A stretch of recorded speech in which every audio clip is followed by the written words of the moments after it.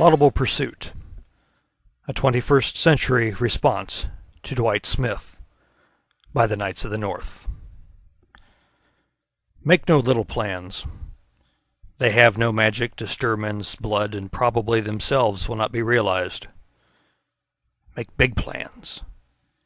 Aim high in hope and work, remembering that a noble, logical diagram, once recorded, will never die, but long after we are gone will be a living thing, asserting itself with ever-growing insistency. Remember that our sons and grandsons are going to do things that would stagger us. Let your watchword be order, and your beacon beauty. Think big. Chicago architect Daniel Burnham, the director of works for the Chicago Columbian Exposition of 1893, architect of the Chicago Masonic Temple, which was in 1891 at 22 stories, the largest skyscraper in the world. Part 1. What come you here to do? Over the last decade, Grand Lodges all over North America have tried to turn the tide of shrinking membership with one-day classes, reduced proficiency requirements, open solicitation, cut-rate deals on multiple degrees, radio, TV, and billboard advertising blitzes, and many other schemes. Doors to the temple have been flung wide open, yet the numbers have continued to decline. The state of the Masonic corpus is lethargic, verging on catatonia, and for a lot of reasons, not the least of which is a sloth born of 6 decades of euchre nights, pancake breakfasts, fish fries, and bean suppers. Gone are the traveling Masonic orators and globe-trotting lecturers who used to pack our lodges and auditoriums, because we can see and hear more exciting stuff on 275 digital channels these days. Gone are the days when Scottish Rite auditoriums were jammed with 1,000 petitioners for the spring convocation, when the Rite offered theatrical productions with spectacle and the finest and state-of-the-art special effects. Younger men who have studied about the craft before joining it are not finding the lodges of Washington and Franklin and Revere, of Goethe and Mozart and the Royal Society members.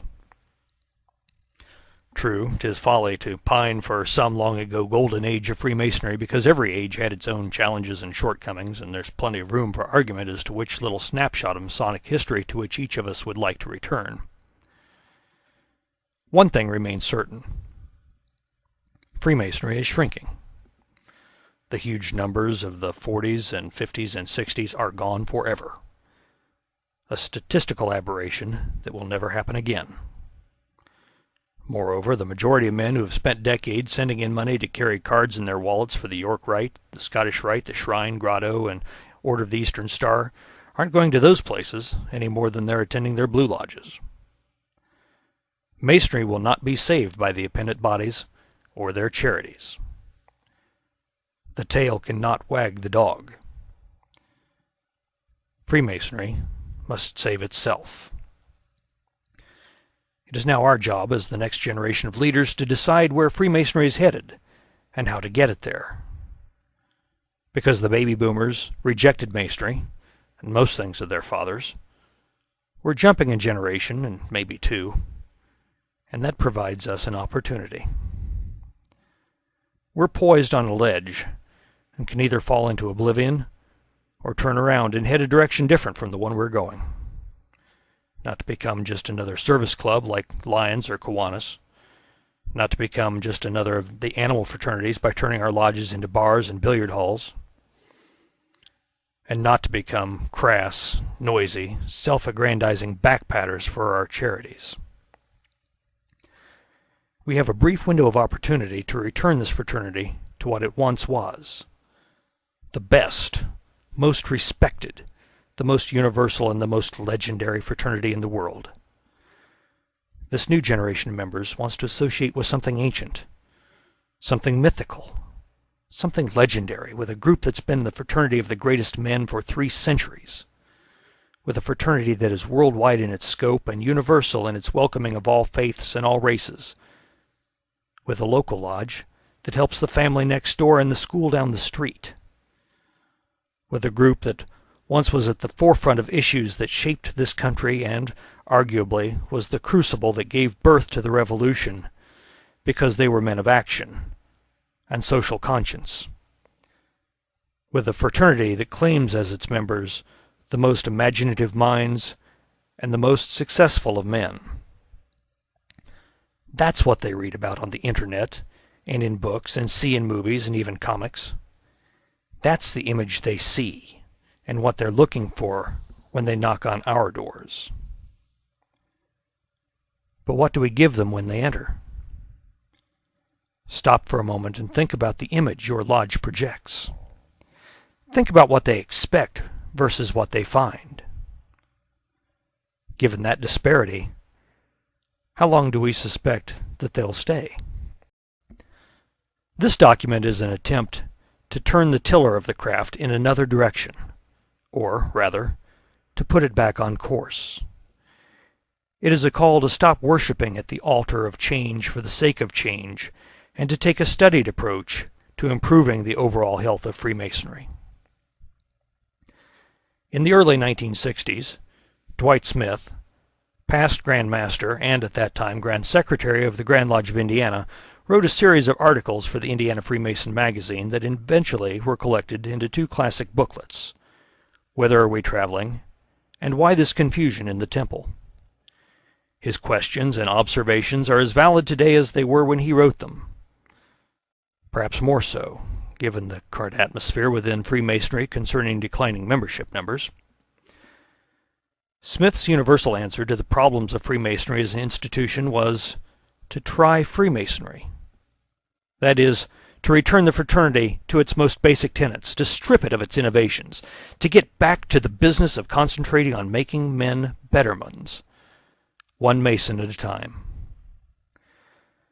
A few decades after Smith, Nelson King, former president of the Philalethes Society, editor of that organization's magazine, and a respected Masonic scholar, announced that years after having a liberal view of change within the craft, he'd become a born-again fundamentalist Freemason, or BAF.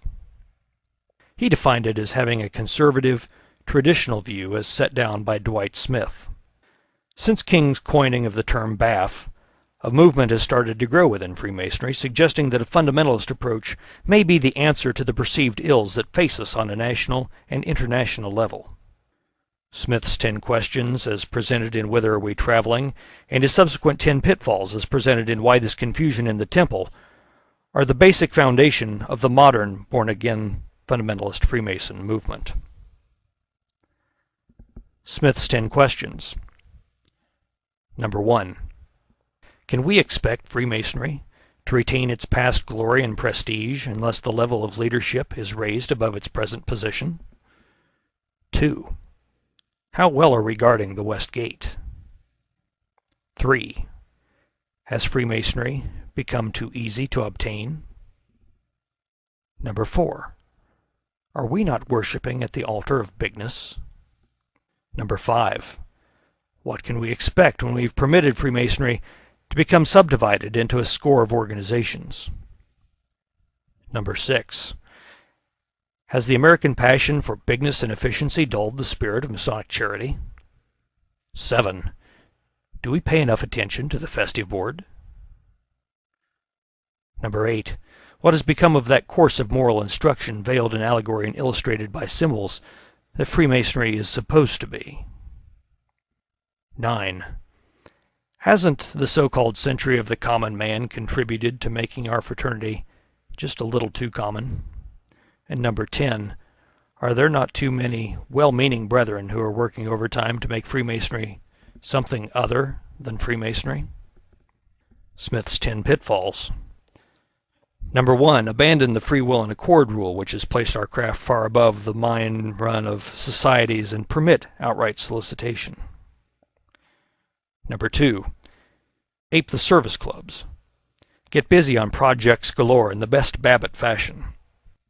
Number 3, go into the organized do-good business in a big way. Find an area of the human body that's not been exploited and exploit it.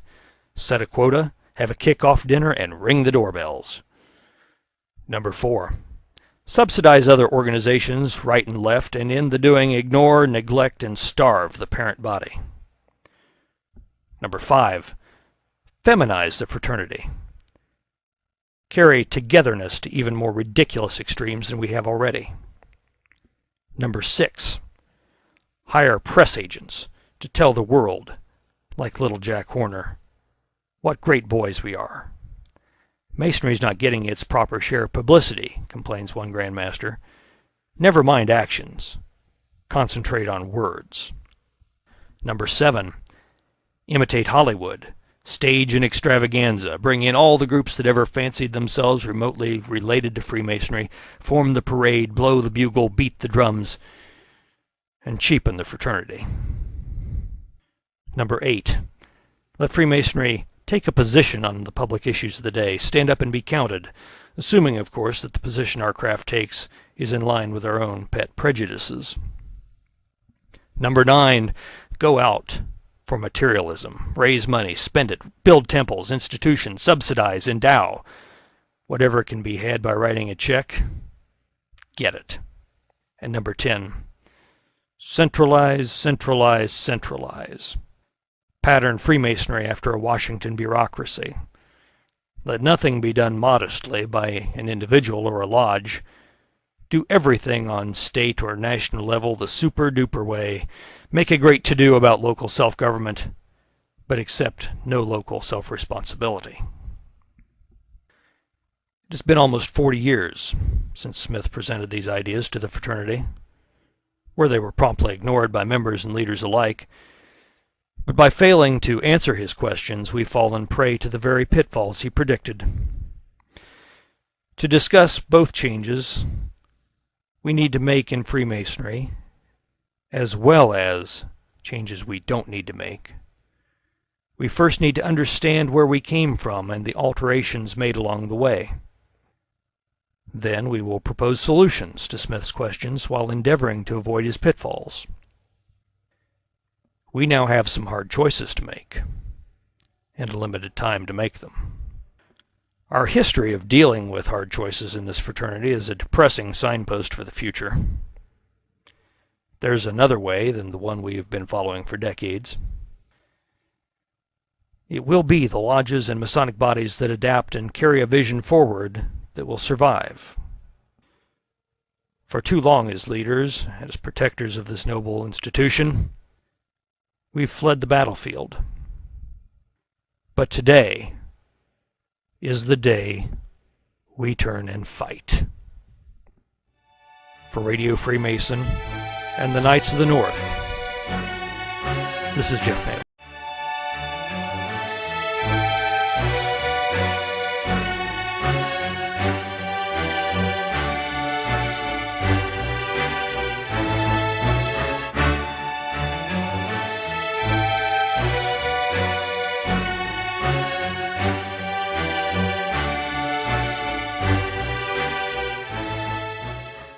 Laudable Pursuit, a 21st century response to Dwight Smith.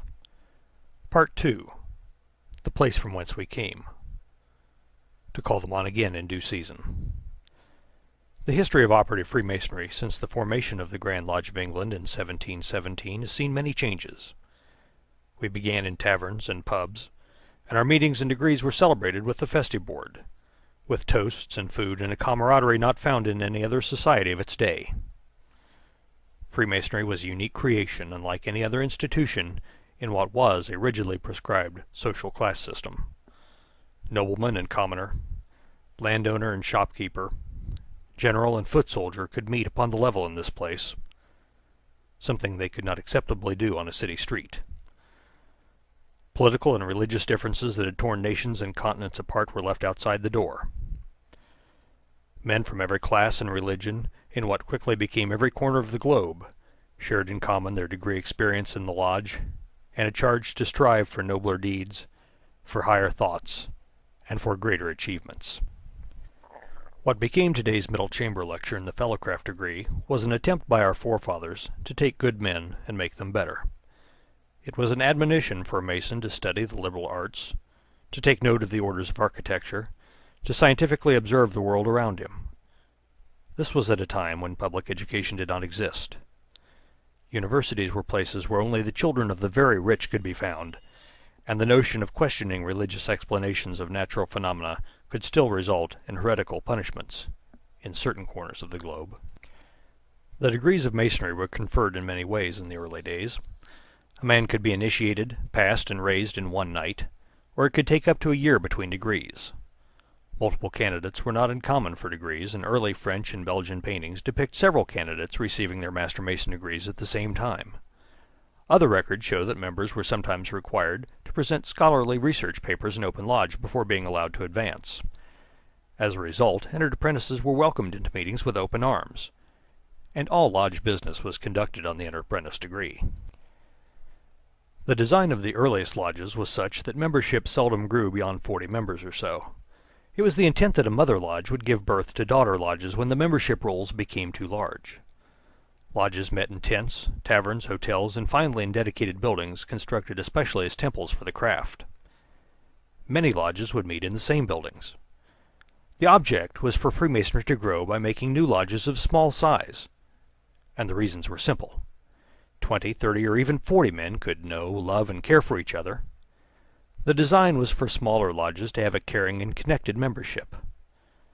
A lodge of 100 members was unheard of, and 1,000 was unthinkable. Lodges had very different personalities. Not simply country or city lodges.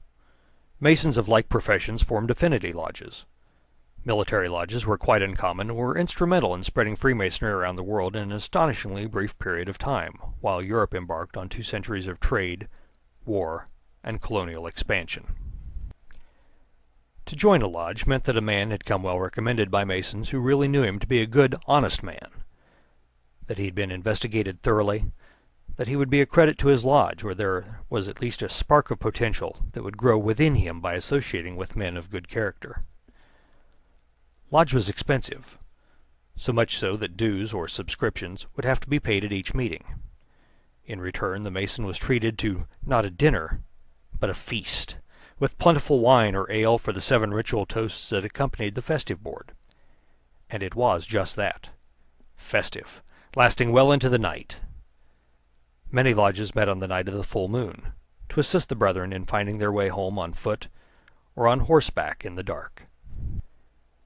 In less than 100 years after the birth of the first Grand Lodge, virtually every man, woman, and child in the Western world knew who the Freemasons were and what the order stood for.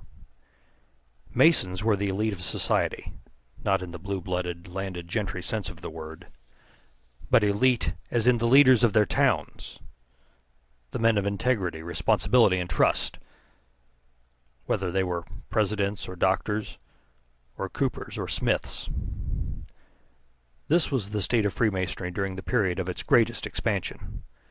Small and exclusive lodges, hard to join, expensive to belong to, encouraging personal and intellectual growth wrapped in the mantle of charity and robust conviviality for all of its members of every degree. That which was lost. The wave of anti-Masonry that erupted in the United States and Europe in the early 1800s happened for different reasons, and with different results. In Europe, it was strongly alleged that Masons had fomented the English Revolution that deposed Charles I, then the French revolutions that turned the entire continent upside down with fear. Freemasonry went underground, resulting in feelings that it was a secret society, but lodges remained little changed. In America, lodges died off, membership diminished, and society turned against Freemasonry, especially after the Morgan Affair in 1826. Fueled by the sudden popularity and noisy promotions of the anti-Masonic party, lodges closed by the hundreds, Grand Lodges went dormant, and the fraternity faced extinction.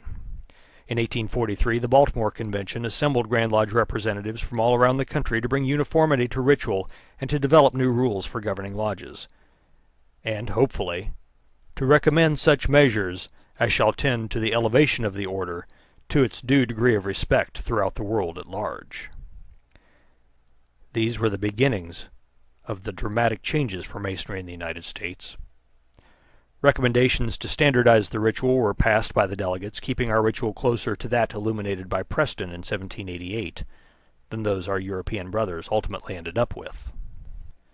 Because of the fear that Cowans and eavesdroppers might join the fraternity, be initiated, view a meeting or two, and then expose Masonic secrets, it was decided to bar entered apprentices and fellow crafts from participating in lodge business meetings.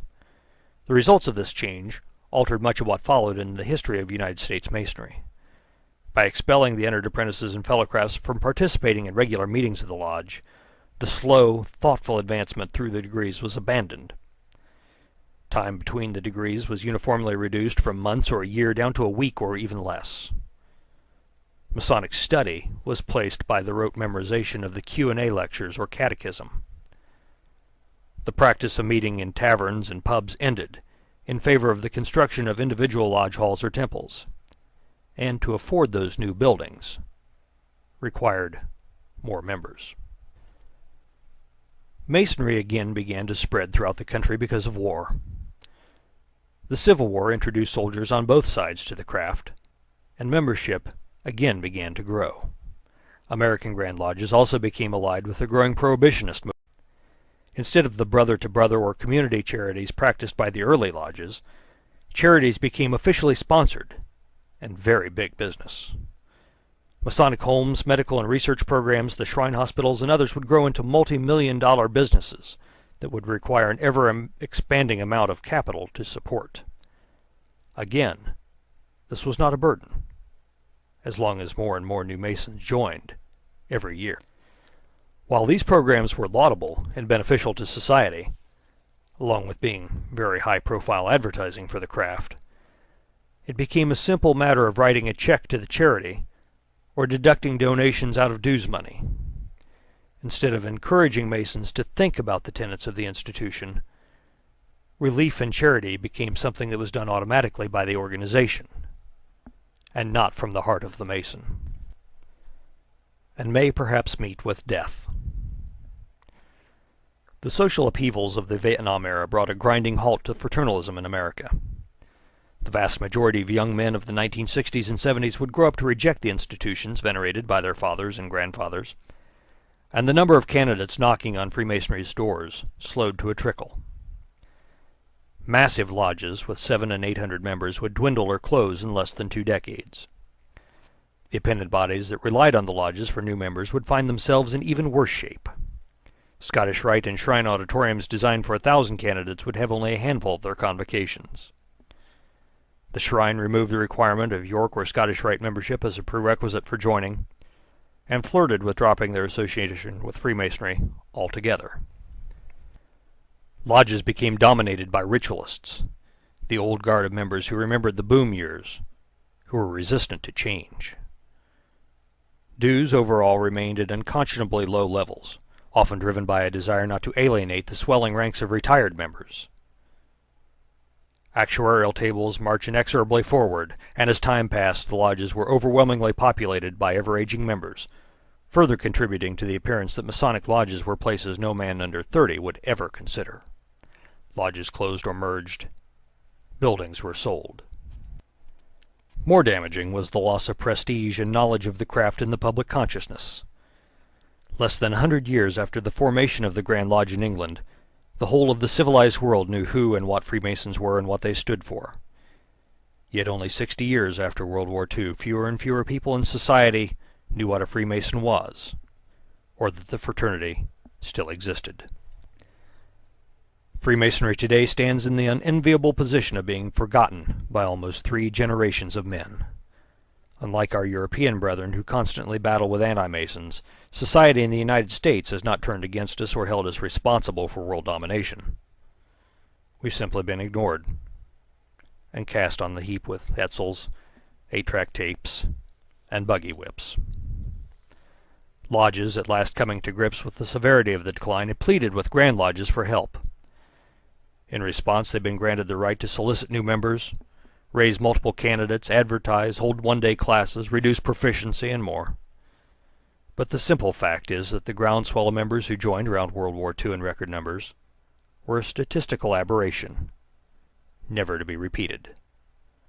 The truth is that as a ratio to the U.S. population, almost the same percentage of the population are Freemasons today as in the years immediately after the Civil War. A tide is turning, and more young men are rediscovering Freemasonry. They first learn of it through unlikely sources. History Channel exposés, sensational and largely fictitious popular books such as Dan Brown's Da Vinci Code and Solomon Key, films like National Treasure, or even unflattering ones like From Hell or The League of Extraordinary Gentlemen. Even ridiculous references like The Simpsons stonecutters have made young minds curious. But instead of finding a relative or a neighbor who might be a Mason, they're turning to the internet for their information. It is increasingly common for the first knock on our doors to be an electronic one. If the numbers hold constant, there appears to be a growing interest once again in Freemasonry, so the question that faces us now is, what will these new men find when they enter our lodges? We were once the premier gentlemen's fraternity in the world, but after decades of throwing the doors open to anyone and everyone, diminishing our standards and allowing our temples to crumble both literally and figuratively, what can we do to stop the downward spiral of mediocrity we seem to have embraced out of desperation? And so we return to the question set forth by Dwight Smith, because the problems he identified in 1964 bore fruit. We're now suffering a crisis in the fraternity, precisely because no one heard Smith's wake-up call and presented solutions to the problems he cited. What follows are proposals to listen at last, learn from past missteps, and most important of all, to act. For Radio Freemason and the Knights of the North, this is Jeff Naylor.